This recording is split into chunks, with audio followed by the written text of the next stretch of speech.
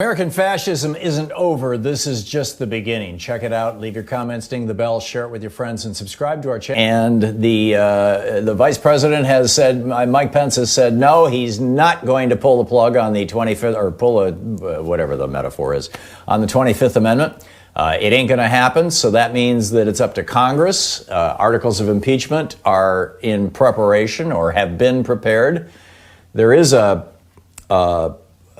slight parliamentary procedure that Congress has to go through. It takes a day or two for all this stuff to work its way through the system. And I realize that can be very frustrating, particularly when Mr. Crazy has his finger on the nuclear trigger. But that's what it is. And, we'll see how this shakes out. I am of the opinion that, and by the way, it's Anything Goes Friday. Whatever you want to talk about today, it's fine. It's you and me for our first and third hour. Our second hour today, the entire hour, will be California Congressman Ro Khanna. He represents the Silicon Valley area, Cupertino and environs. And he's also a vice chair of the Congressional Progressive Caucus. He will be with us for the entire hour, taking your calls in the second hour of our program today.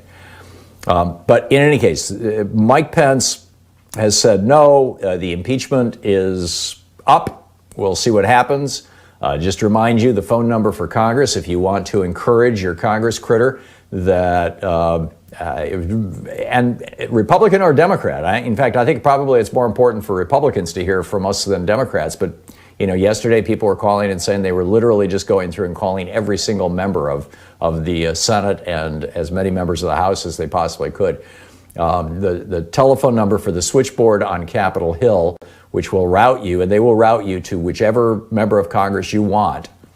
And if you don't know their name, if you're not sure who represents you in the House of Representatives, just say, hey, here's my zip code, and they can tell you.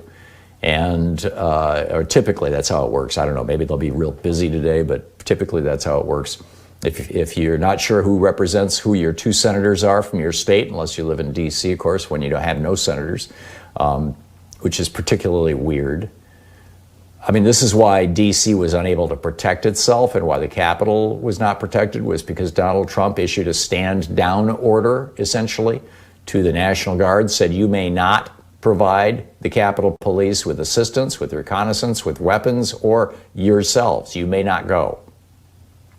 So, and Muriel Bowser, the mayor, who should be the governor of the District of Columbia. I mean, there's more people in D.C. than there are in Wyoming or Vermont.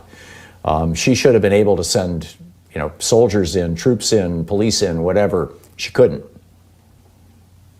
So anyhow, that needs to be taken care of. But bottom line is that Mike Pence says no, and now we have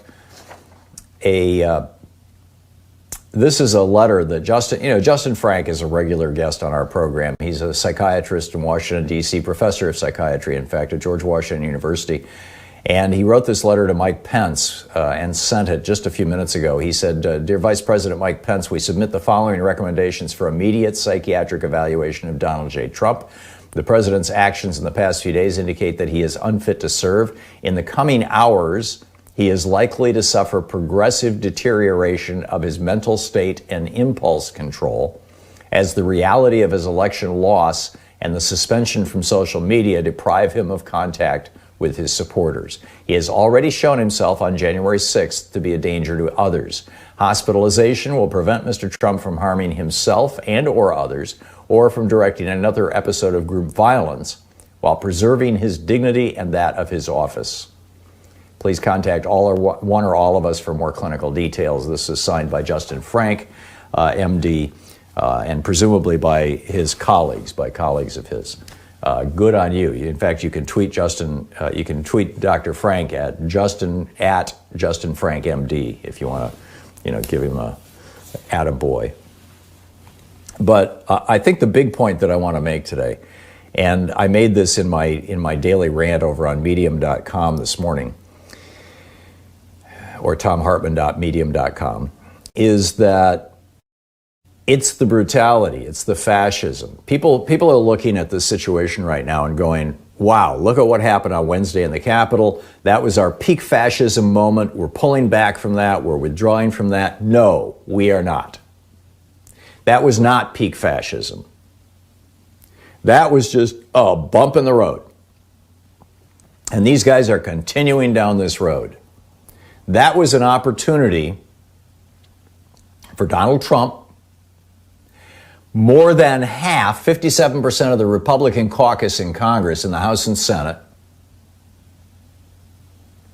and their followers, their fascist followers, to find out what the consequences would be of trying to overthrow the government of the United States. And what they found out so far is that, hey, it's not even as bad as getting busted for drunk driving. As these guys were marching through the inside of the Capitol building, chanting, "Hang Mike Pence." This was their chant. And they had set up a gallows outside the Capitol building. And there were guys with zip ties that police use for handcuffs looking for Mike Pence, Chuck Schumer, and Nancy Pelosi explicitly. I mean, this is just mind-boggling.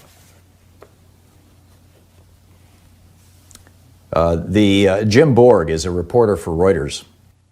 And he said, "I heard at least 3 different rioters at the Capitol say that they hope to find Vice President Mike Pence and execute him by hanging him from a Capitol Hill tree as a traitor. It was a common line being repeated. Many more were just talking about how the VP should be executed." That's a reporter, a writer, a photographer for Reuters. Capitol Hill reporter Andrew Feinberg said the rioters were looking for Pence, Senate Minority Leader Chuck Schumer, House Speaker Nancy Pelosi. A Trump supporter who spoke to local CBS 17, CBS TV, local TV in Washington, D.C., said, quote, "People got news on their phone that Mike Pence said he's not going to object to these 7 states, that he's going to accept the Electoral College that promotes President-elect Joe Biden," she said. That's when everybody got really upset, and that's when they started storming. So did this come through the Parler app? Did it come through a text message? We've got video now. It's up at the very top of the Drudge Report right now of the Trump family partying as the riot is about to begin. And Don Jr. going, "Hey guys, thanks so much. Let's get out there and fight." Yeah. Meanwhile, and as I point out in my piece on medium.com this morning, the hallmark of fascism is brutality. Brutality and violence. And Representative Susan Wild, a new member of Congress from Pennsylvania's 7th District. Actually, I'm not sure if she's a new member, but she represents Pennsylvania's 7th. And she went on CBS News this morning, I guess it was yesterday morning, and said that there were 300 to 400 people locked in one single room in the Capitol.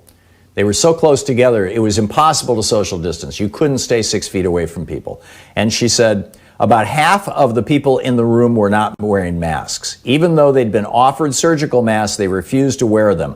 Some of the newer Republican members were openly flaunting that they refused to wear a mask. Another member of Congress noted that some of the older Democratic members were literally begging Republicans to wear masks because they didn't want to die, and the Republicans were laughing at them. That's the kind of brutality that tells you you are now in full fascism.